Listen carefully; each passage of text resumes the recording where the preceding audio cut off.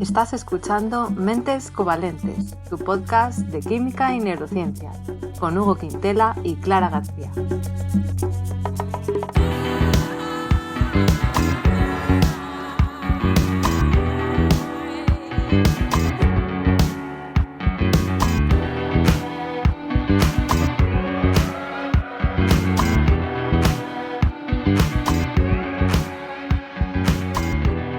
Bienvenidos al episodio 58, en el que vamos a hablar del cacao. Hugo, empezamos nueva temporada, ¿cómo estás? Bien, con energías renovadas después de estas vacaciones. La verdad es que es tremendo. ¿Tú sí, qué ¿no? tal? Yo bien, y mira, muchas veces grabamos estos episodios antes de que haya ocurrido las vacaciones, pero esta vez es verdad que ya hemos tenido las vacaciones navideñas, así Sí. que yo puedo decir que me ha venido muy bien el descanso y la verdad que sí, con un poco de energías renovadas. En un derroche de responsabilidad grabamos un par de días antes de que salga el capítulo, desde luego.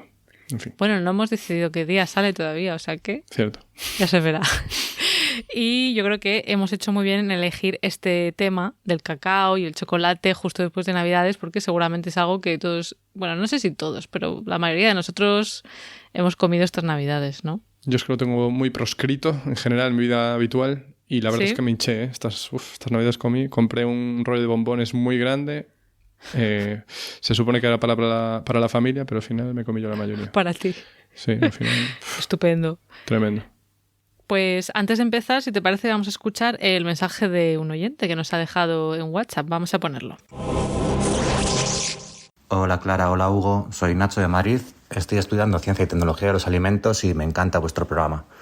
Os escucho casi desde el primer capítulo y es una alegría cada 2 semanas cuando me llega la notificación de que habéis grabado un capítulo. Pues nada, seguid así y muchas gracias. Bueno, Nacho, muchas gracias a ti, qué ilusión. Desde el principio, dice, casi. A mí me enternece, pero no nos escucho desde el principio, así que voy a ser frío. No, es broma. Muchísimas gracias. Y además, pues, oye, trabajando en el sector de los alimentos, qué adecuado el capítulo de hoy. Se lo podemos dedicar a Nacho. Totalmente, totalmente, es Va verdad. por ti, Nacho. Bueno, y para el resto de los oyentes, si queréis también dejarnos un mensaje de voz contándonos pues desde dónde nos escucháis o qué es lo que estudiáis o qué os aporta el podcast y también sugerencias, que también estamos abiertos a sugerencias, pues nos podéis dejar un mensaje de voz así cortito como el de Nacho por WhatsApp al siguiente número. Apuntad. +44, ya sabéis que lo del más es porque es de Reino Unido, 7510271772. Ya me perdí. Repito, +44 7510 271772. Sí, un poquito largo. Hay que crear una melodía. Ya, habrá que pensar. Y bueno, yo creo que es un capítulo que hemos dicho que viene muy a cuento, ¿no? Después de las Navidades. También hay que tener en cuenta que en Mentes Covalentes hemos hablado del café, de la cúrcuma y bueno, tocaba el cacao. Yo creo que es algo que para muchas personas está en su día a día, como tú has dicho, y a mí me gustaría contar si es bueno o no para nuestro cerebro, nuestra cognición, porque eso sería una alegría para muchos, yo creo.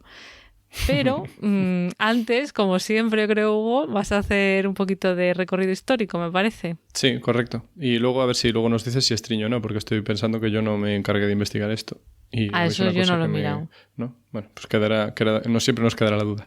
Bueno, pues vamos con la historia y el origen del cacao.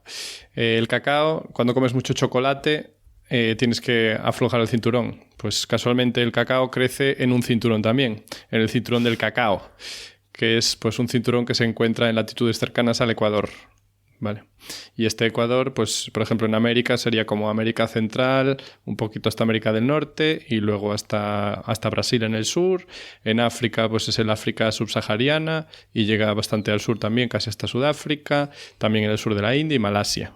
O sea que no crece en cualquier sitio. Aunque hace poco vi una noticia de que según parece se consiguió cultivar en Europa continental. ¿Ah, sí? Sí, pondré el enlace, pero como esto es muy reciente, porque nosotros, es que la verdad es que os damos, ¿sabes? Tenemos una labor divulgativa, pero también informativa, de las noticias más calientes que salen. Y eso vi el titular hoy mismo, pero no me dio tiempo a preparar.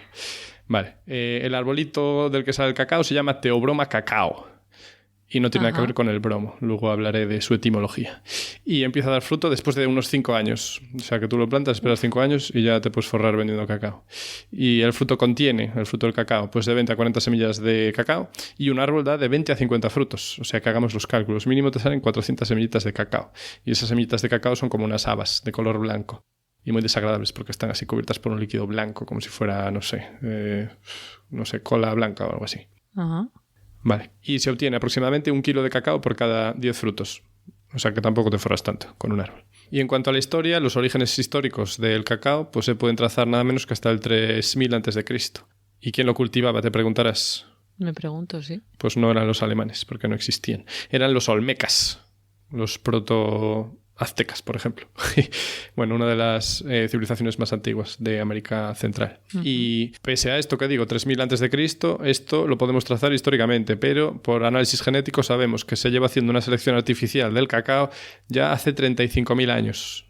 O sea que el consumo de cacao vemos que es muy, muy antiguo. El uso que se le daba antiguamente no era como el de ahora. Lo que se hacía es que las habas de las que hablo del cacao, más bien granos, vamos a decir granos, que creo que es el término adecuado, pues se molían y se disolvían en agua y luego le echaban canela y pimienta para amortiguar el sabor que tenía, porque la verdad es que era muy intenso y amargo. Y claro, pues no tenían otra cosa a mano que fuera la canela y la pimienta, pues es lo que le echaban. Bueno, está bien, ¿no? Sí. Y la bebida tenía un nombre guapísimo, que era chocolatl, con X, que suena así super náhuatl. Todo lo que lleva atl suena super náhuatl. Y también se llama cacaoatl. Como mola. Y bueno, de los olmecas pues pasó a los mayas y luego a los aztecas. Y parece ser que Moctezuma en persona bebía mucho chocolate, como lo describí antes, ¿no? Con agua y con canela y con pimienta. Y por cierto, yo tengo que decir que en alguna crisis de suministros que tuve tuvo mi familia cuando era pequeño, yo tengo tomado muy puntualmente, que no se entienda mal, colacao con agua y estaba asqueroso. Así que nada, solo para que... Apunte. Sí, como apunte. Y luego ya a nivel de Occidente o de Europa, pues en 1502 parece ser que Colón ya se bebió una buena taza de chocolate ahí, seguro que se quedó el bigotillo marcado, y parece ser que Cortés se llevó pues ya semillas de cacao a Europa. Entonces se introdujo en Europa por el comercio con América y claro, pues los españoles al principio, ¿no? Que eran los que tenían el monopolio, seguían la receta que mencioné antes, la receta azteca, pero con el tiempo pues dijeron, oye, nosotros tenemos azúcar y tenemos vainilla, sabes que importamos por ahí y a lo mejor esto funciona para quitar amargura. Y efectivamente, así que ya la bebida pegó una mejora, en mi opinión, importante. Y pese a la exclusividad que tenían los españoles con el comercio, pues bueno, no se puede detener el progreso y la competencia, y entonces poco a poco pues otros países empezaron a comer la tostada, ¿no? A los españoles. Y entonces ya en el siglo XVII empezó a popularizarse como bebida dulce en Europa y se hizo ya pues popular en Alemania, Suiza, Italia, Austria, etc. O sea que pero ya... como bebida más que como sí, correcto. sólido. En cuanto al nombre que os dije que iba a mencionar, pues el nombre... Claro, porque estoy hablando de la historia, ya estamos en el siglo XVII, pues ya en el siglo XVIII recibió por fin su nombre científico, de la mano del naturalista Carl von Linné, que a qué no sabes de dónde es. Pues no me acuerdo, ¿de dónde era? Sueco. Ay, es verdad. Esto debería saber porque es muy conocido, pero se me había olvidado. Y nada, lo llamó, como dije, Teobroma cacao, ¿vale? Y no tenía nada que ver con el bromo, porque yo diría, a lo mejor pronto ni se conocía la existencia del bromo, sino que quiere decir comida de los dioses. ¡Pam! Ah, claro, no Teo sí. Teo, efectivamente, sí. Pero broma no sabía. No es cosa menor, que te llamen comida de los dioses, caray, o sea, como ambrosía, ¿sabes? Sí, sí. O sea, que ya gustaba.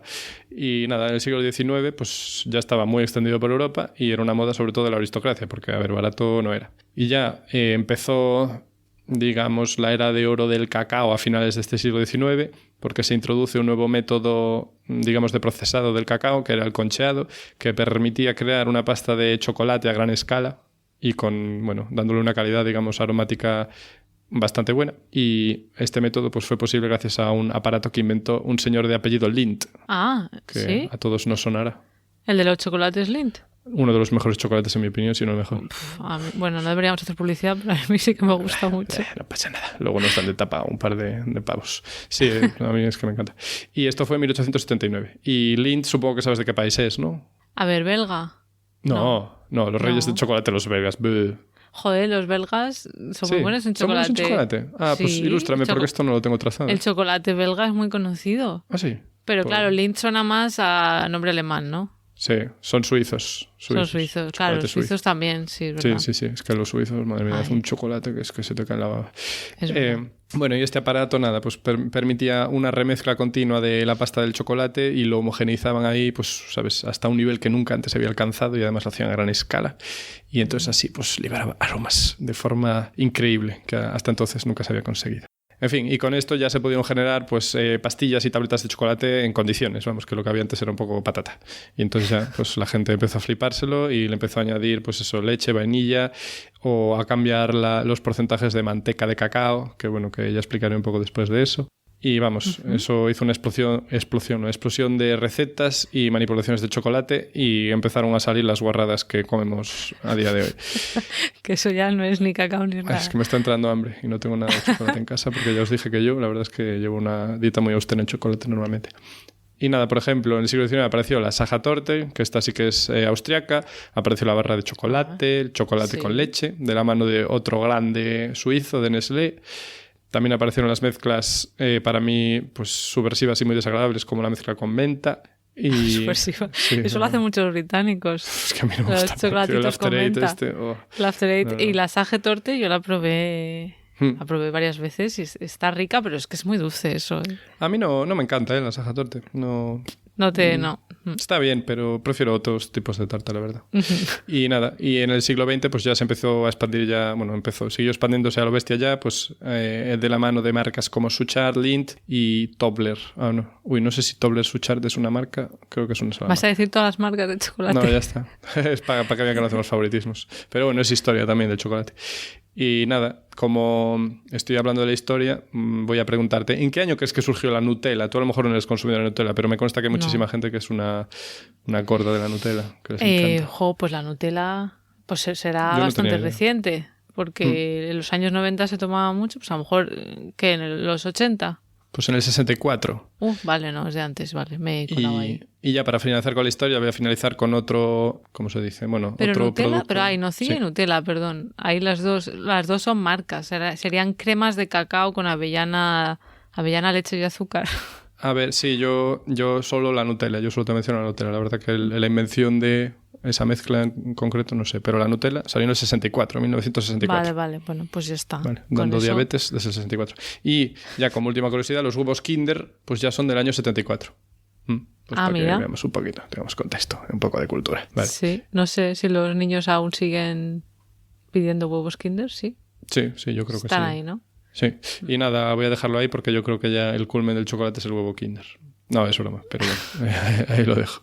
Y te cedo a ti el paso. Pues no, porque me acabo de acordar que no era lo que tenía que hacer. Así que vamos a hablar de la composición química del cacao. ¿Qué te parece? Sí, yo creo que es buena idea que lo comentes porque yo en mi parte voy a hablar de uno de los compuestos del cacao. Entonces yo creo que tiene sentido que tú nos cuentes primero qué tiene, porque como yo me voy a centrar solo en un tipo, pues así tú nos ilustras un poco desde el punto de vista de un químico. Tus deseos son órdenes.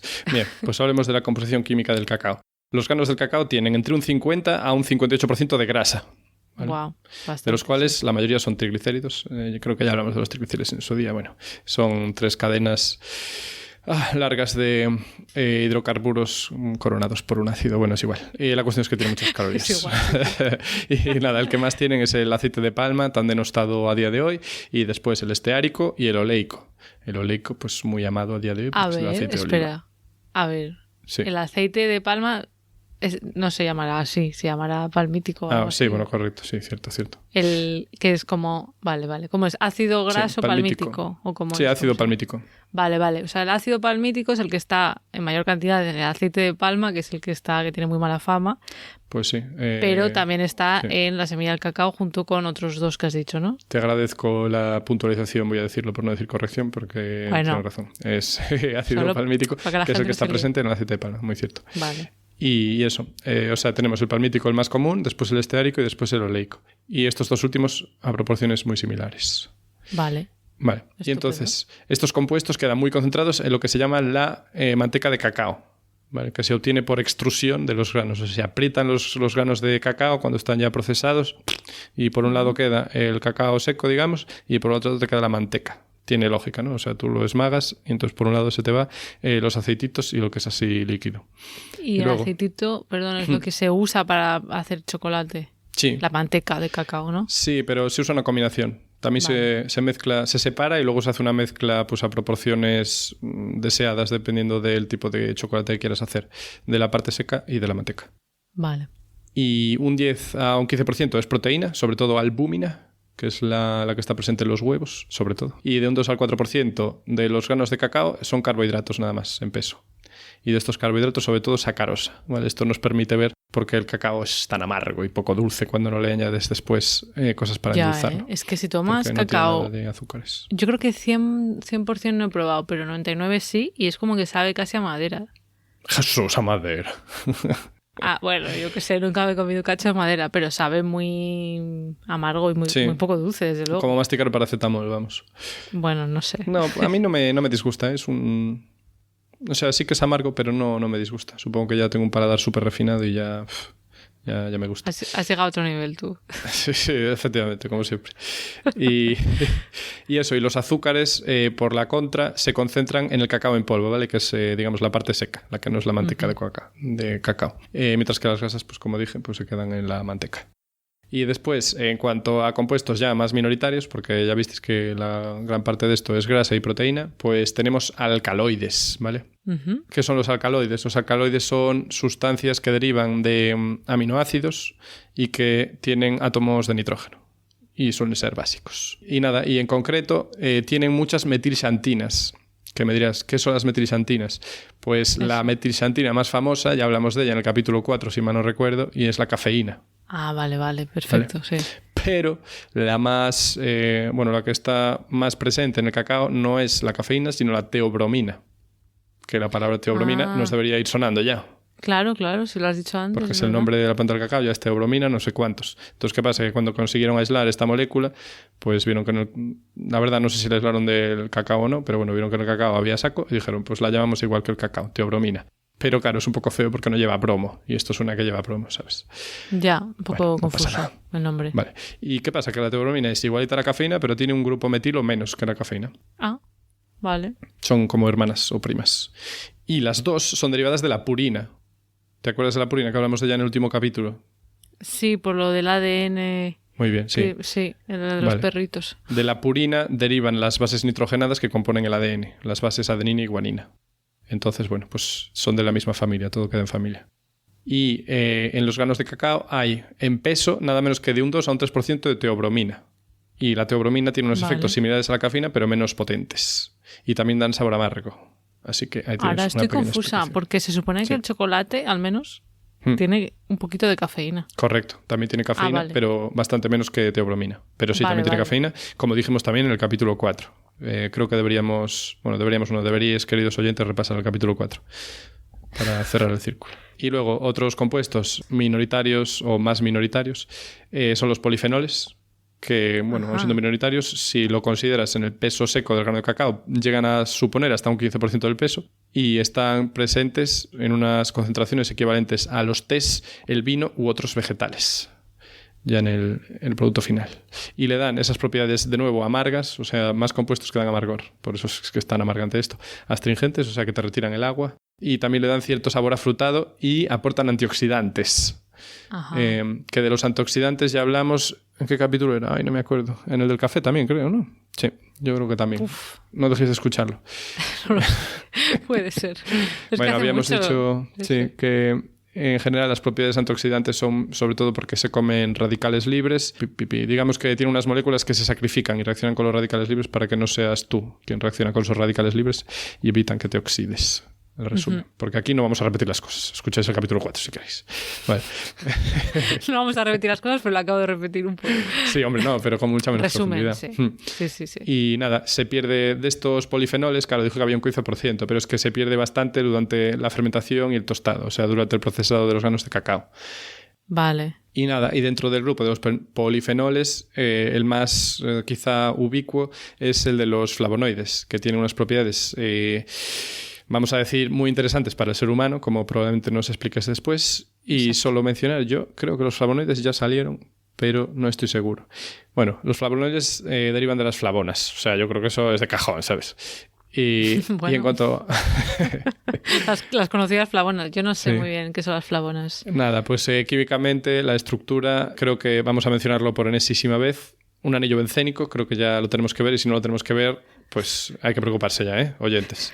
No es broma. Bueno, el anillo bencénico, el anillo plano de 6 miembros, un hexágono plano y con todo átomos de carbono, que son los vértices del hexágono. Vale, y tiene dobles enlaces, y esos dobles enlaces hacen que sea plano. Si no los tuviera, no sería plano.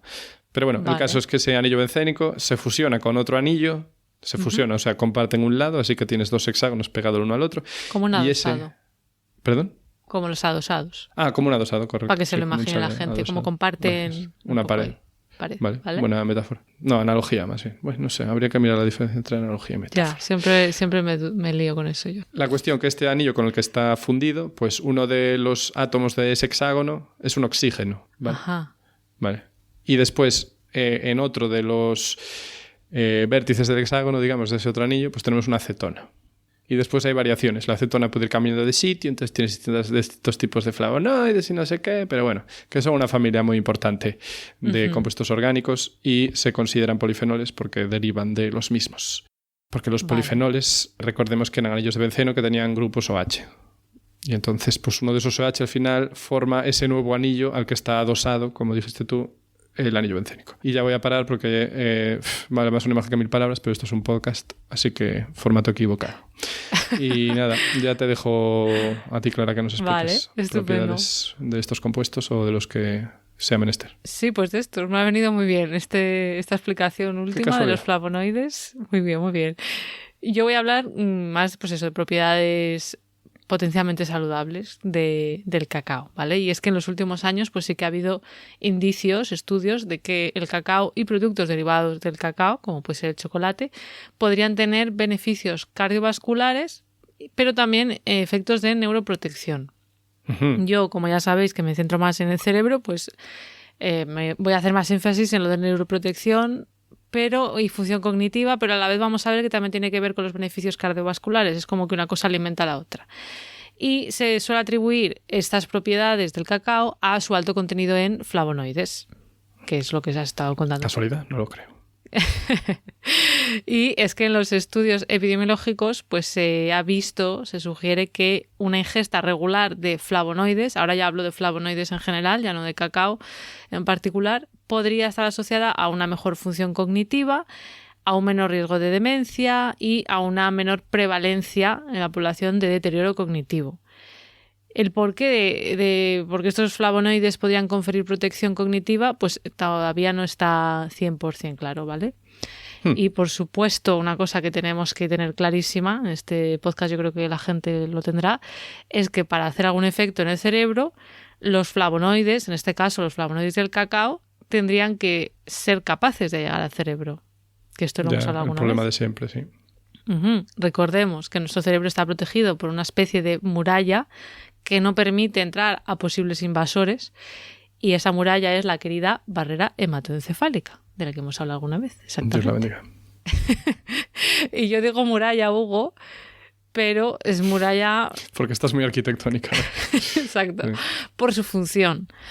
Pero no tiene una pinta de muralla. No es como el cráneo que está ahí protegiendo todo el cerebro rodeándolo, ¿vale? Sino que la barrera hematoencefálica, que hemos dicho alguna vez que quizás le dedicaremos un episodio, no lo sé si será alguna vez o no, pero realmente es como los vasos sanguíneos que llegan al cerebro, tienen las células muy pegaditas unas a otras, de manera que evitan que penetren en el cerebro sustancias potencialmente dañinas.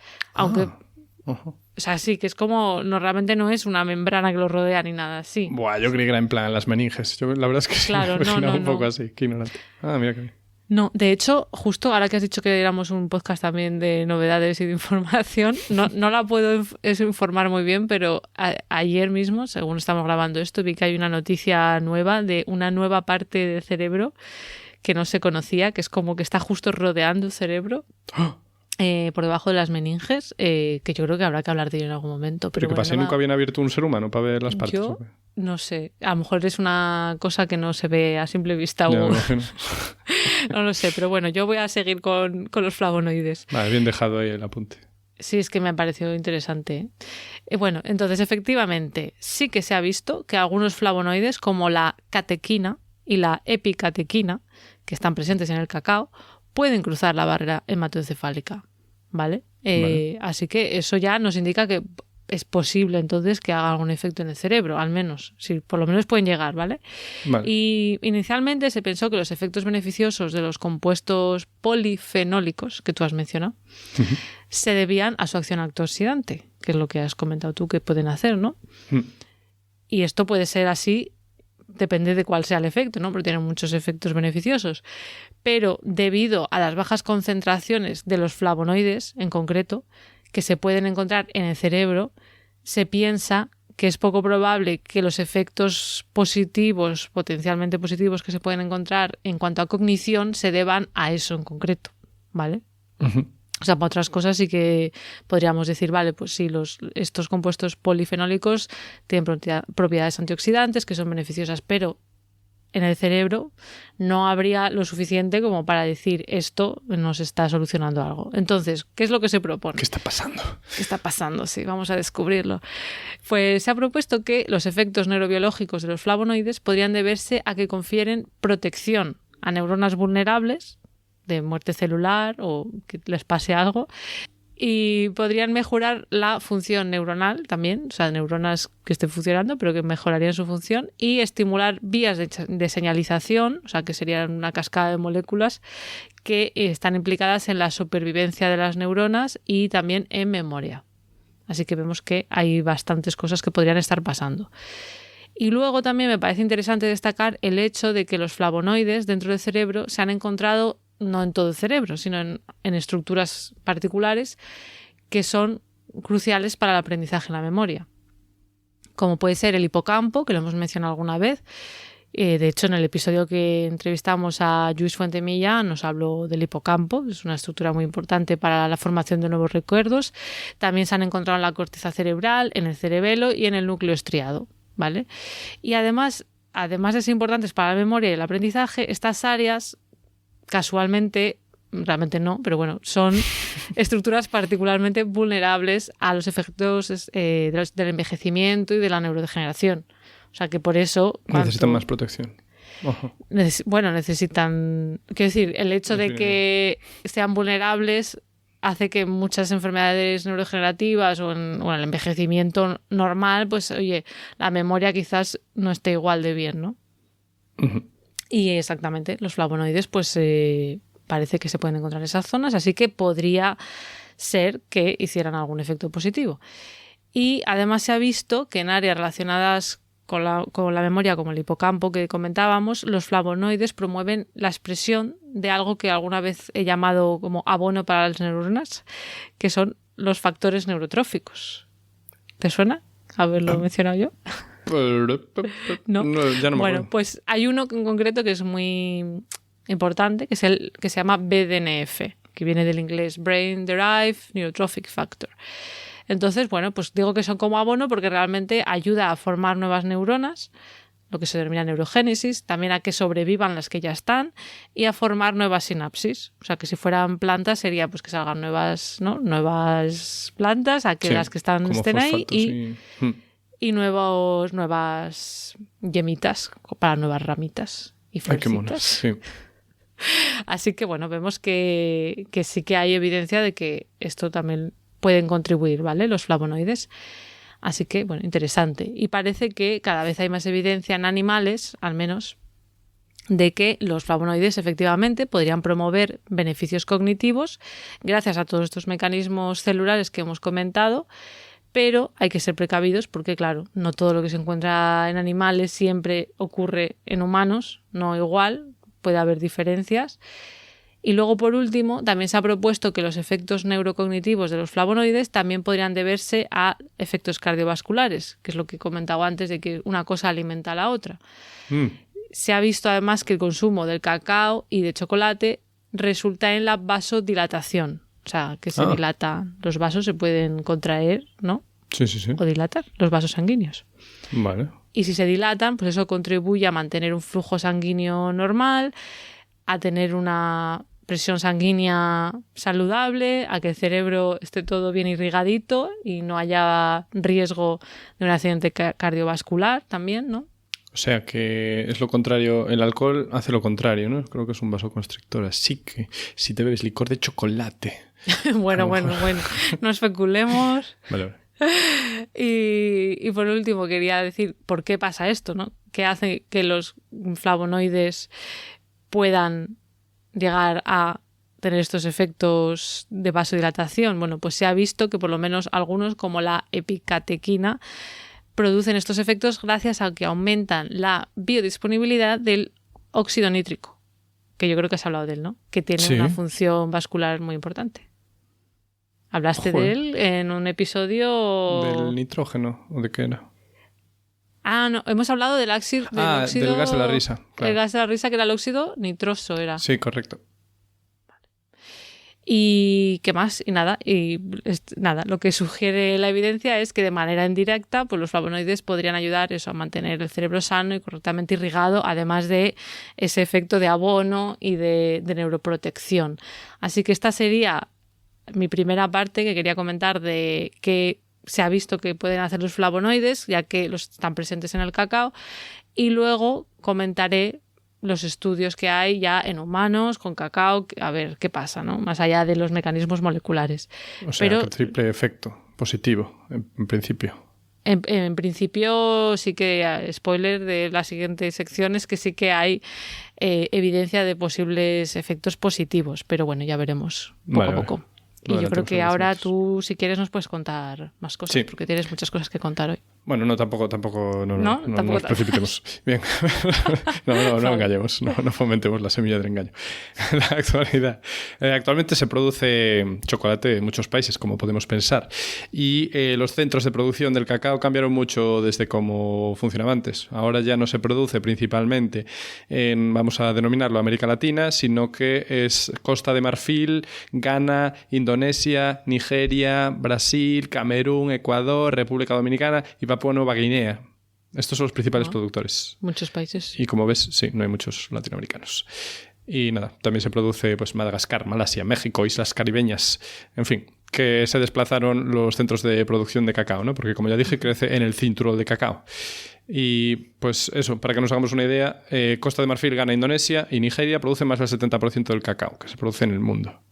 Wow. Eso sí, los países productores se quedan solo con el 4% de los beneficios del negocio, que por cierto mueve unos 90.000 millones de pavos al año, de europavos. Wow.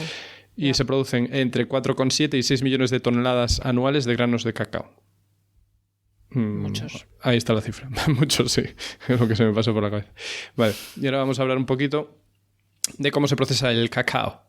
Vale, o sea, porque os comenté antes, ahí pondré un vídeo ahí en el enlace, pero tú cuando abres el cacao, lo que hay dentro, pues hay una pasta blancuzca ahí que tiene esos granos que son como habas y da mucho asco verlo, la verdad. Entonces, ¿cómo pasa eso de ser lo que es a ser lo que nos comemos después? Pues en primer lugar, lo que se hace es que se abren estas vainas, se sacan los granos de cacao y se dejan a fermentar. Se meten ahí, se dejan en la oscuridad y tal, y se deja que fermentos y bacterias pues hagan las suyas, ¿no? Como ya mencionamos para otros compuestos, como por ejemplo, para obtener, alcoholes de consumo humano. Sí, etanoles, quiero decir. Bueno, pues entonces se deja en condiciones anaerobias, en principio, y ahí que ocurre que los fermentos se dejan actuar por un día y pico. Y entonces lo que van haciendo es romper los carbohidratos complejos que tiene el cacao. O sea, carbohidratos complejos, pues, por ejemplo, almidones y cosas de estas. O sea, cadenas muy largas. Y las va rompiendo en trocitos más cortitos. Y de ahí saldrá finalmente pues, la sacarosa, por ejemplo. Después, tras unos 2 días, se empieza a formar etanol, ¿vale? Porque ellos al principio rompían los carbohidratos en cosas más pequeñas, pero luego ya lo siguen digeriendo. Y forman etanol y finalmente ácido láctico. Vale. Entonces, después, ¿qué pasa? Que cuando se forman estas movidas empiezan a crecer las bacterias y empiezan a convertir esos alcoholes en ácido acético. O sea, vinagre, ¿sabes? Uh-huh. Bueno, vinagre, el principal componente del vinagre. Y empiezan a generar ya calor. Y esto también hace que se vaya reduciendo la cantidad de agua, ¿vale? Porque se va evaporando porque se genera calor. O sea, que si tú pones ahí la manita cerca de donde se está fermentando cacao, vas a notar que hay calorcito. Vale. Y entonces también ocurre que se hidrolizan las proteínas que tiene el cacao y entonces aumenta la proporción de aminoácidos y péptidos. Vale, proteínas, cadenas larguísimas, pues las vamos rompiendo en aminoácidos, unidades, y péptidos, que son trozos más cortos de las proteínas. Y aquí se libera, por cierto, el triptófano del chocolate, que también te dicen, oye, si estás un poco de bajón, toma chocolate. Pues porque tiene triptófano y el triptófano pues se supone que mejora el estado de ánimo. Pero bueno, yo ahí no me meto, que esto no es mi negociado. Ya, porque es precursor de la serotonina. Ajá, es como se nota de quién es negociado. Pero vale. Sí, es complejo. Vale. Y después de esta fermentación viene el tostado. Bueno, a ver, no viene directamente, la verdad. Después de la fermentación, más bien se deja secar al aire. Vamos, se pone, si se puede, bajo el sol y se deja ahí durante, en plan, un montón de días. En plan, un mes o así. Vale. Y luego se limpia, ¿vale? Se quita ahí la cascarilla y cositas así, pues los granos que estén defectuosos. Y ahora sí, viene el tostado. Y el tostado ocurre, o sea, en la fábrica de chocolate, que suele estar, en países desarrollados. Y se produce, por eso se llevan, ¿no? Se lo llevan muerto, porque el mayor valor añadido pues no se produce en los países de origen. Bueno, y aquí se mete, pues se calienta entre 120 a 140 grados y se producen las famosas reacciones de Maillard. A ver, yo estoy estudiando francés, ¿cómo se dirá? Maillard. Bueno, no sé. Que son unas reacciones fundamentales en las cocinaciones, vamos a decir. ¿Y estas reacciones en qué consiste? Vale, pues ya dije que tenemos carbohidratos que ahora están más cortitos, vamos a decir que son más reactivos, y entonces estos carbohidratos, al calentarlos, van a reaccionar con las proteínas que antes cortamos y con esos aminoácidos y van a generar iminas, que son como cetonas, pero con un nitrógeno. Bueno, la cuestión, que eso va a ir haciendo que se generen un montón de compuestos distintos, porque al final es un follón, y va a generar incluso nuevos polímeros. O sea, los polímeros que tendríamos al principio en el cacao, pues serían esos carbohidratos de los que hablamos, que luego los cortamos, o las proteínas que también las cortamos, y ahora vamos a hacer nuevos polímeros, que son una nueva mezcla entre azúcares que quedaban libres y trozos de proteína que también quedaban libres.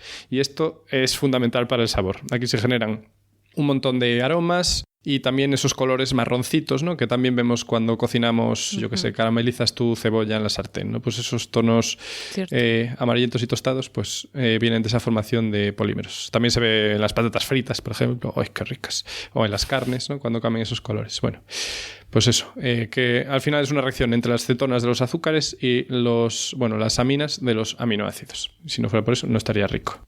Y también ocurre, por cierto, que de nuevo vamos a ver la similitud con el café, porque con el capítulo 4 del café también dijimos que se tostaba, pues en el café también se produce este tipo de reacciones, pero oye, también al hacer cerveza, por ejemplo. Y lo bueno que tiene es que favorece la solubilidad de las proteínas o de los trozos largos que queden de péptidos y las hacen más digeribles. O sea que todo ventajas. Después del tostado viene ya mallado y el mezclado de todos los ingredientes hasta que se obtenga un tamaño de partícula óptimo, que es lo que mencionábamos antes en la fase de concheado, ¿vale? Aquí se mezclan pues mantecas de cacao, azúcares, leche, ¿no? Se mezcla todo esto y se homogeneiza hasta el tamaño más posible pequeño. Cuanto más pequeño el tamaño del grano y mejor mezclado esté, más intenso va a ser después el aroma. Esto ya me lo había comentado un compañero de trabajo suizo que tuve, que me dijo en plan, no vayas tanto al chocolate así más artesano, porque la verdad es que el chocolate industrial ahí te hacen el grano tan fino que una gran explosión de sabor. Bueno, eso me dijo. Os dejo a vuestro juicio comprobar si es verdad o no, porque yo tampoco comparé demasiado. En fin, solo mencionar que en el chocolate que nos comemos, pues la tableta de chocolate, la mayor parte es manteca de cacao, que por cierto no tiene apenas cafeína, después leche, luego azúcar y después polvo de cacao. Y en el polvo de cacao es donde quedaban los azúcares y también cosas como... Nos va a gustar, ¿vale? Porque esto también, como ya dijimos que nuestra labor también es informativa de la actualidad, pues hace poco leí un artículo que en los chocolates negros se detectaron en Estados Unidos, ojo, porcentajes de cadmio y de plomo más altos que las leyes de California. En Estados Unidos no existe una ley federal que diga cuánto pueden llevar los chocolates, pero sí en California. Y de hecho estuve viendo y ya hay varias marcas denunciadas. Y por cierto, Lindt está entre ellas, porque antes hablamos muy bien de Lindt, pero en Estados Unidos el chocolate negro de Lindt era una de las que tenía, creo que era porcentajes más altos que la ley de California de cadmio. Pero a ver, ¿pero cómo llega el plomo y el cadmio? Efectivamente, esto pasa cuando... Bueno, hay distintos métodos por los que llega. Uno es simplemente porque se acumula estos compuestos, los metales pesados, se acumulan en las semillas del cacao. Pues no sé si lo hace la planta de posta. manera natural. Sí. Y después, cuando los tienen en el secado, por los polvos, cuando los tienen expuestos pues al aire libre, también van incrementando y se les van adheriendo. Bueno, pues hay, según parece, hay métodos para reducirlo y uno es el replantar las plantas, porque las plantas más viejas de cacao, bueno, árboles, tienden a concentrar más metales pesados. De todas maneras, bueno, hay que coger la medida con precaución. Bueno, son niveles más altos que las leyes de un estado en concreto y la verdad que no comparé qué leyes tenemos en Europa ni qué niveles tal, pero afecta a un montón de marcas estadounidenses. Y ya vi que hay varias denuncias de consumidores, porque en Estados Unidos tan pronto como se descubre algo así ya va la gente a denunciar, que bueno. A denunciar. Sí. Hombre, da un poco de medito, sí, porque justamente el plomo, tenemos un episodio sobre el plomo. Qué casualidad, hoy lo tenemos todo bien trazadito, ¿eh? No recuerdo el número, pero bueno, lo podéis encontrar en nuestra página web dentro de Podcastidae o vuestro reproductor, pero ya vimos que el plomo es peligroso para la salud. El cadmio no sé, pero me imagino sí, también. Que también. Eso era lo de intenten no comer muchas cabezas de gamba que acumulan cadmio también. Había salido sí, eso no hace sabía. un par de años. Sí. Pues lo voy a dejar aquí con esta noticia, bueno, perturbadora. Alentadora. Sí. Tengo que decir que las marcas que probé en Estados Unidos, muchas no me gustaron, o sea, de sabor me refiero. Porque tenían un sabor como muy a mantequilla. No sé, y una textura que no me gustaba nada. No. Claro, es que luego además, creo, yo no soy experta en este tema, hay marcas, ¿no?, que aunque sea la misma marca, depende del país, la composición de los productos cambia un poco. Sí, yo estoy seguro. Bueno, allí había pocas marcas de las que conocemos aquí, ¿eh? Sí, de hecho el Lindt ni me suena haberlo visto por allí, pero... puede ser. Sí, creo que no compartimos muchas marcas. Y eso, me parece que tenía un sabor más así mantecoso y no me gustaba. Y una textura de... No me convencía. ¿Ves? Diferencias culturales. Bueno, esperemos que sí, que no sean, ¿no? Que en otros países, por lo que dices, imagino que son normas diferentes y... Sí, bueno, ya digo que no hay una ley federal a nivel de Estados Unidos, pero ya. Eso. Bueno, y los metales pesados, claro, por un consumo puntual no pasa nada, pero tienen efecto acumulativo, como vimos en el capítulo del plomo. Claro. En fin. Bueno, pues yo me voy a centrar en las cosas buenas. Bueno, que es lo que yo he buscado... No he hecho lo que se suele llamar en inglés cherry picking, sino que he mirado revisiones de la literatura que hablarán de los efectos en la cognición y en el cerebro en humanos ya, ¿vale? Del cacao. Acotando. Sí, porque si no, la verdad es que habría más temas, pero acotando. Sí. Entonces, hay que decir, ¿vale? Primero, para empezar, que tradicionalmente se ha llevado a cabo más ensayos clínicos en humanos investigando este efecto de los flavonoides con otros compuestos, más que con el cacao. O sea, se ha investigado más pues con cosas como la soja, frutos rojos, el té, la cúrcuma. Qué rico. Pero hay estudios. Sí, la cúrcuma, que también tenemos un episodio. Y es que tenemos episodios y todo ya. Tanto tiempo. Entonces, bueno, vamos a ver un poco qué dicen los estudios en humanos respecto a los efectos ya del cacao en nuestro cerebro y en la cognición, tanto a largo plazo, o sea, años de consumir cacao de manera frecuente, como a corto plazo. Bueno, años o meses o semanas, claro. Si quieres hacer un ensayo clínico controlado, pues no puedes tener a los participantes ahí 20 años participando en tu estudio. Bueno, puedes, pero es más difícil y costoso. Van cascando. Bueno, todo un poco. Entonces, empezamos con el largo plazo, ¿vale? Que yo creo que es lo más intuitivo de pensar, ¿vale? ¿Qué pasa si yo en mi dieta tengo el chocolate o el cacao como algo habitual, ¿no? Bueno, pues sí que parece que podría haber un efecto beneficioso. Entonces voy a citar y explicar algunos estudios porque si no me quedaría así, ¿no? Diría esta frase, pues parece que en general hay un estudio beneficioso, pero quiero explicarlo un poco más. Entonces no voy a contar todos los estudios que hay porque no puede ser, porque no daría tiempo, pero bueno, algunos así relevantes, ¿vale? Entonces voy a empezar con un estudio de 2014 publicado en Nature Neuroscience, realizado con 37 participantes de entre 50 y 69 años de edad, y en este caso estaban tomando diariamente durante 3 meses, ¿vale? No son años, pero son 3 meses, un suplemento de cacao, o sea que no era chocolate así del supermercado, sino un suplemento de cacao con alto contenido en flavonoides. En concreto, y esto también es relevante para luego comparar entre estudios, 900 miligramos de flavonoides, ¿vale? Caray. Sí, es bastante. Entonces, se vio con estos participantes que tenían un mejor rendimiento cognitivo en pruebas de memoria que aquellos participantes del estudio a los que les dieron un suplemento de cacao bajo en flavonoides, que era 10 miligramos. En vez de 900, 10, o sea, casi inexistente. Muy poquito, vamos.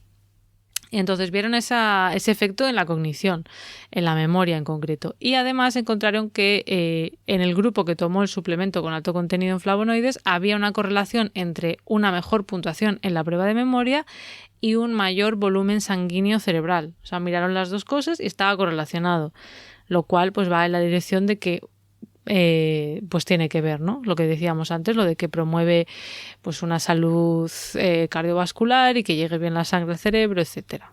Bueno, ya sabemos que correlación no implica causalidad, pero podrían estar relacionadas. Eso lo digo siempre en el trabajo, no hay manera.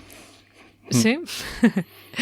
Y de hecho este no es el único estudio en el que se ha encontrado un efecto en el riego cerebral. Otros estudios también han visto que después de consumir bebidas, en este caso de cacao, hay un aumento, ¿vale?, en el riego sanguíneo, en el cerebro. Mayores niveles de oxígeno también. O sea que se ha visto, ¿vale? Ya no es una hipótesis de que esto pueda ocurrir, sino que se ha encontrado en humanos. Pero también hay que decir que no en todos los estudios donde se encontró este tipo de efectos de riego sanguíneo aumentado se encontró una correlación conductual con pruebas cognitivas. O sea, no en todos los estudios se encuentran los efectos positivos o la correlación, ¿vale? Porque hay diferencias de cómo están hechos los estudios. Bueno, nunca se sabe exactamente, ¿vale? Siempre se puede hipotetizar. No en todos los estudios que se han investigado mejoras cognitivas se ha visto efecto, por ejemplo. O sea que en general sí que hay una tendencia a ver que un consumo de cacao, por lo menos alto en flavonoides, mejora, pero no en todos. Y se puede ver a diferentes motivos. Voy a contar otro estudio, ¿vale? Por ejemplo, un estudio de 2008, un poquito anterior, realizado con adultos, aquí un poco ya mayores, con una media de 69 años, y en este caso eran 101 participantes. Se les daba durante 6 semanas, todos los días, o bien una barra de chocolate con 397 miligramos de flavonoles, que son un tipo de flavonoides. Va a ser un poco lío esto. O una bebida de chocolate con 357 miligramos de flavonoles. O placebo. O sea, había 3 grupos. O la bebida, o la barra, o el placebo. Esos experimentos quiero yo participar también. Mira qué rico. Sí, además dices, tampoco hay mucho riesgo. Un poquito de cadmio, pero bueno, no pasa nada. Bueno, eso ya. Entonces, en este grupo, o sea, en este estudio, por ejemplo, no se vio diferencia entre el grupo de placebo y los grupos de flavonoles en las pruebas cognitivas. Vale. Entonces, he dicho 397, 357. No sé si os acordáis, en el estudio que he mencionado antes. 900, digo. Exacto. En el estudio de Nature eran 900 diarios. Aquí es menos de 400. Así que, sea como sea, uno tiene el doble de dosis que el otro. Bueno, podría ser una cuestión de dosis que en unos no se encuentre. Por otro lado, además de en adultos cognitivamente sanos, como estos estudios que hemos comentado, también se ha investigado los efectos del consumo de cacao en adultos con deterioro cognitivo, ¿vale? Que es interesante ver qué pasa aquí. Y en un estudio de 2012, realizado con 90 participantes entre 64 y 82 años de edad, con deterioro cognitivo leve, a los que se les administró diariamente durante 8 semanas bebidas de cacao, también de 3 dosis, ¿vale? 993, 520 y 48 miligramos de flavonoles. Aquí se encontraron tanto mejoras cognitivas como mejoras también de presión sanguínea y de resistencia a la insulina en los grupos de contenido alto, que eran 993, y intermedio, de 520, respecto al grupo, siempre hay que comparar, ¿no?, de bajo contenido. O sea que interesante también ver esto, que en personas con deterioro cognitivo podría mejorar un poquito. Habría que ver si esa mejora era clínicamente relevante, claro. Esa es otra cosa. Vale, bueno. Que algo puede ser significativamente, no, estadísticamente significativo, pero que luego a la hora de la verdad pues digas, bueno, es una mejora tan pequeña que ni lo noto. Pero bueno, si el P-valor es menos que 0,0 y sí, y la R y tal. Exacto. Bueno. Bueno. Habrá que estudiar, habría que explicarlo más en detenimiento, pero bueno, básicamente se pueden hacer análisis para ver exactamente si las diferencias se deben a pura casualidad o no. Bueno. Y bueno, hay más estudios, evidentemente, sobre el largo plazo, pero no voy a entrar ya en más detalles porque si no, pues sería mucho. Así que ahora me voy a pasar al corto plazo, ¿vale? ¿Qué pasa cuando tú te tomas cacao unas horas después de ingerir cacao? Si eso te puede ayudar o no. Vale. A estudiar o a trabajar pero o lo que sea. Cacao en una forma... O sea, ¿en qué formas? ¿Nos lo vas a decir? ¿En qué tipo de...? Claro, sí. Luego ya depende del estudio. Hay estudios que te ponen suplementos, hay gente que... Bueno, ahora vamos a ver. Entonces, vamos a ver un estudio de 2010 con 30 participantes, todos adultos sanos, entre 18 y 35 años. O sea que, bueno, población, seguramente muchos joven. De nuestros oyentes. Joven, sí, todavía somos jóvenes. Por poco. Supuesto que sí. Sí, a los que se les administró bebidas de chocolate, ¿vale? En este caso eran bebida con alto contenido en flavonoles de 994 miligramos.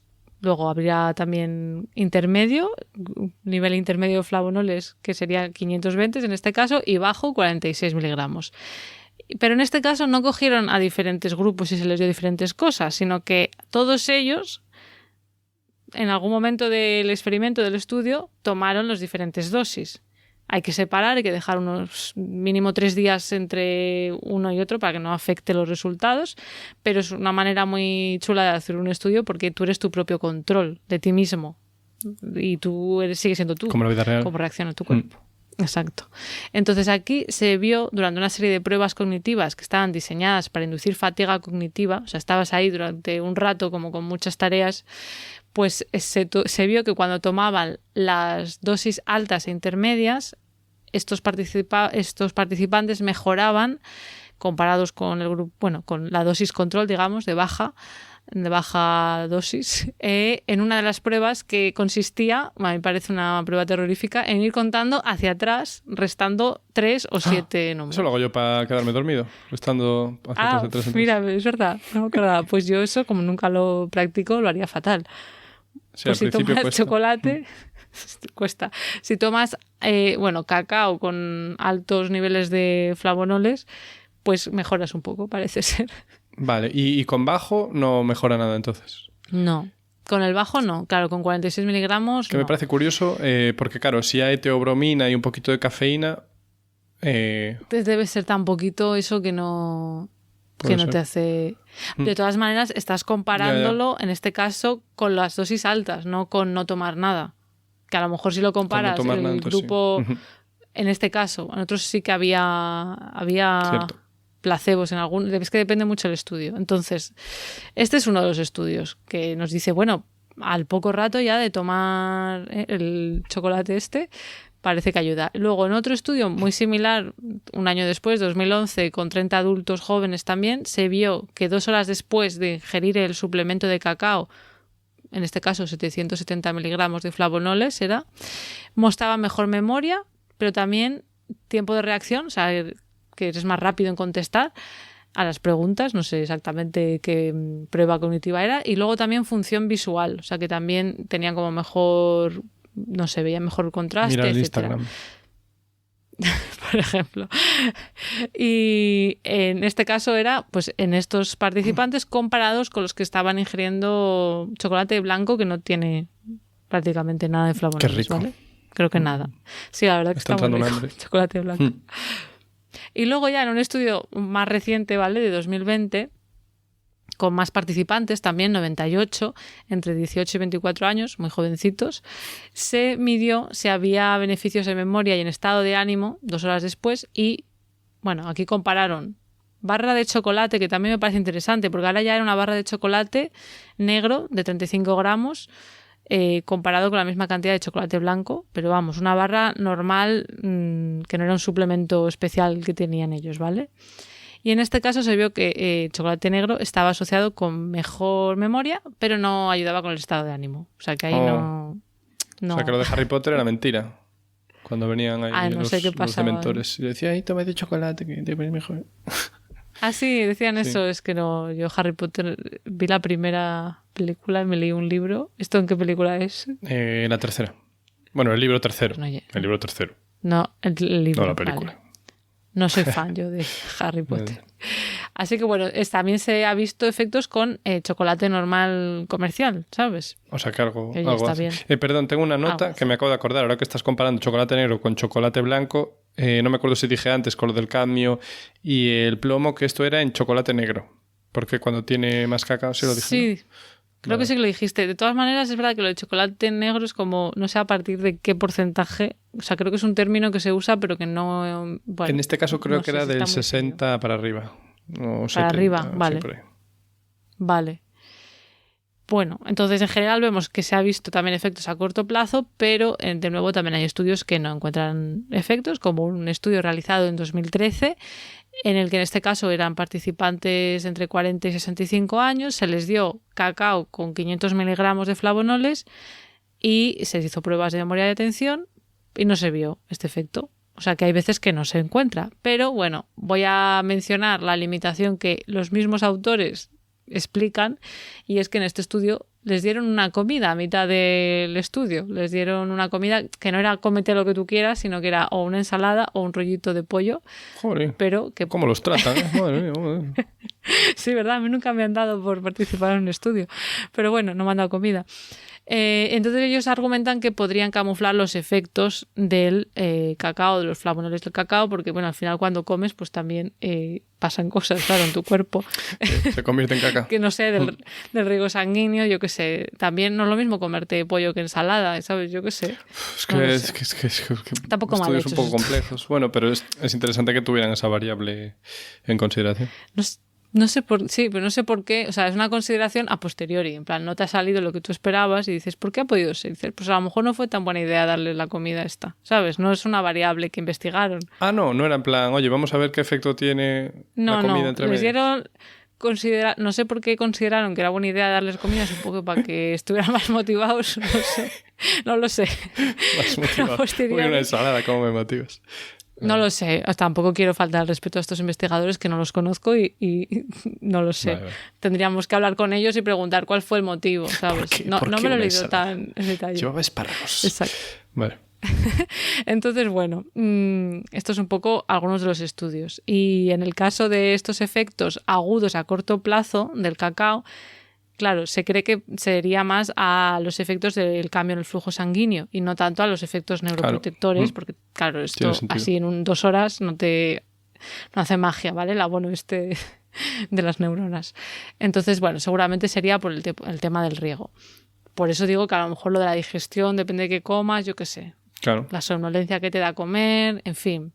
Y de hecho, sí que se ha visto en algunos estudios que lo han investigado, un aumento del flujo sanguíneo cerebral a las 2 horas de consumir cacao rico en flavonoles. O sea que, bueno, parece que hay indicios de que podría ser por esto. Y ya está, esto sería lo que yo he encontrado. Luego quiero hacer una reflexión y así un poco de conclusión y cautela, pero no sé si tienes algo más tú o no. No, yo estoy impaciente por oír tu reflexión, a ver. Vale, tú ya no tienes más, vale, pues ya entonces concluyo. Vale, a ver, no sé tú qué pensarás, Hugo, tú siempre eres más... ¿Cómo decías tú? Tú decías cenizo, pero no es cenizo la palabra que quiero usar. Petardo, gafe. No. Genio absoluto. Escéptico. Ah, sí, claro. Escéptico, no me salía la palabra. Vale. Bueno, mi reflexión así es que es verdad que se ha visto de momento, la evidencia científica sugiere que existe potencialmente un efecto beneficioso de los flavonoles del cacao en la función cognitiva y que podría ser una estrategia interesante quizás para prevenir el deterioro cognitivo. Quizás. La vida nos separe cada día más. Muy bonito.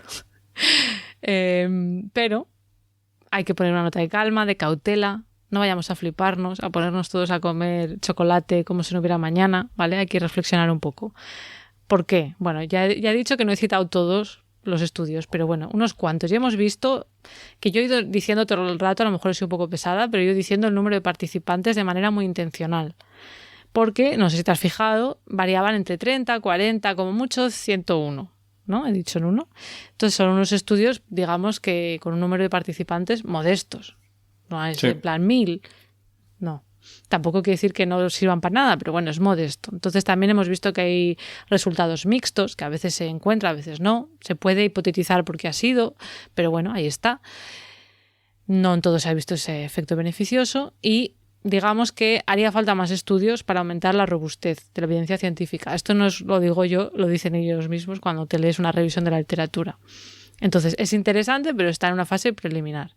Habría luego que ver cuál sería la dosis apropiada o necesaria. ¿Hace falta 900 gramos o nos podemos quedar con 600 miligramos de flavonoides? Un kilazo casi. De miligramos de flavonoles. ¿Cada cuánto? ¿Hace falta todos los días o puede ser, yo qué sé, un día a la semana? ¿En qué formato? Diferentes grupos poblacionales. Hace falta mejor en, yo qué sé, en bebida, mejor comido. Mira que en fin. Moctezuma tomaba mucho y no acabó muy bien. Igual no le subió la función cognitiva lo bastante para salvar el pellejo. Y luego, otra cosa que me parece importante destacar es que la mayoría de los estudios incluyen suplementos con altas dosis de flavonoides o flavonoles. Pero claro, habría que ver el chocolate que compramos en nuestro día a día, ¿cuánto tiene? Había un estudio que sí que era con chocolate, pero la mayoría no. Y claro, los de chocolate era efecto agudo, no era a largo plazo. Es verdad. Y de hecho es que esta información, no sé si no viene nunca la etiqueta o bueno, no suele venir, ¿vale? Entonces yo lo he buscado, ha sido difícil encontrarlo, pero aquí estamos. No sé hasta qué punto. Aquí estamos. No sé, dependerá mucho, claro, luego hay muchos tipos de chocolate, depende del porcentaje de cacao, etcétera. Pero según lo que he buscado, 20 gramos de chocolate de un 60% de cacao tendría unos 34 míseros miligramos de flavonoides. Venga, hombre, tanto. Claro, es que los efectos que veíamos eran cuando tomabas 500, ¿no? Por ahí. Sí. Claro, entonces tendrías que comerte, pues, no sé cuántas tabletas, claro. Pues, a ver, esto, 20 gramos, ¿qué es? Como un cachito, una onza de chocolate. Debe ser bastante poco. Creo una tableta, creo, 100 gramos o 150, ¿no? Una claro, entonces pequeñillas, así. Claro, entonces tienes que tomar, o sea, evidentemente no compensa tomarte una al día. Pero esto es 60%. ¿Cuántos miligramos dijiste, perdón? 34. 34, o sea, si una tableta es de 100 miligramos, tiene 5 no sé si son 15. de 100, o son de más. Son de 200, o sea, no llegas a nada. Me la quería traer del frigorífico aquí, pero no me la he traído. Pero bueno, Vaya, cada uno que ya lo veis que no hay mucho sacrificio por nuestra parte. Es que está a 5 metros de aquí, yo paso. Bueno, pero esto es el 60%. Yo el que como es el del 85%, pero no he encontrado esa información. Bueno, sí, yo como el 85 desde hacía unos años y ya me sabe rico. Al principio estaba acostumbrada al de 50% por ahí. Entonces, eso es el chocolate. Pero luego, si nos vamos al polvo de cacao sin azúcar, yo aquí estoy un poco confusa, pero lo que he encontrado es que una cucharada de 5 gramos tendría entre 37 y 130 miligramos de flavonoles dependiendo de la marca. Vale. Yo no sé si cuando dicen polvo de cacao sin azúcar se refieren a que hay algunos que son de 100% cacao y otros que no, ¿o qué? Porque si no tiene azúcar, yo pensaba que solían ser puro, cacao puro. Bueno. Entonces me queda la duda. Bueno, ¿Por qué tanta diferencia? Entiendo que es claramente descartando el... O sea, porque los que llevan azúcar llevan muchísimo azúcar, entonces, claro, simplemente le quitan ese peso, me imagino. Porque creo que el cacao con azúcar lleva igual un 30% de azúcar o algo así. Cacao en polvo.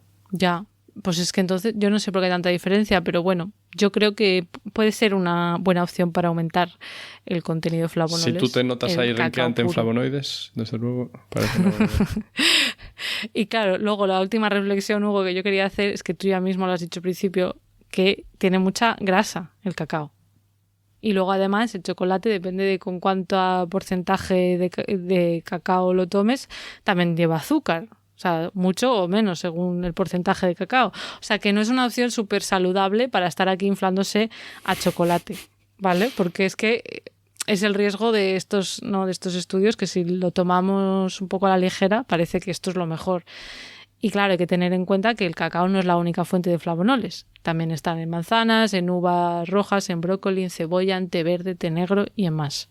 Entonces, no es que digas, es que necesito flavonoles, solo puedo comer chocolate. No.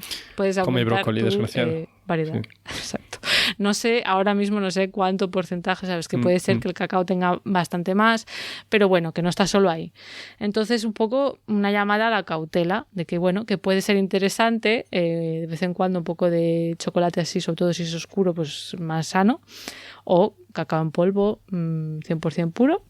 Si os gusta, si no os gusta, no os preocupéis que tenéis otras opciones, ¿no? Sí, brócoli. Bueno, el brócoli, aunque no sepa mucho, acompaña los platos y le da... Bueno, se pueden hacer cosas chulas con brócoli. Se pueden hacer cosas, sí. Y ya está por mi parte, Hugo. No sé si tú quieres añadir algo más. Pues... no. Bueno, pues hasta aquí el episodio de hoy. Entonces, como siempre, la información la podéis encontrar en la web de Podcastidae, que es la red de podcast a la que pertenecemos, podcastidae.com. Y si queréis apoyarnos, podéis darle al botón de suscribirse desde vuestro reproductor preferido, darle a me gusta, dejarnos comentarios y ya para estar al tanto de todas las novedades podéis seguirnos en redes, sobre todo en Twitter, que estamos como @comalmentes, y en Instagram. Y también estamos en Facebook, en ambos como Mentes Covalentes. Hasta la próxima. Chao.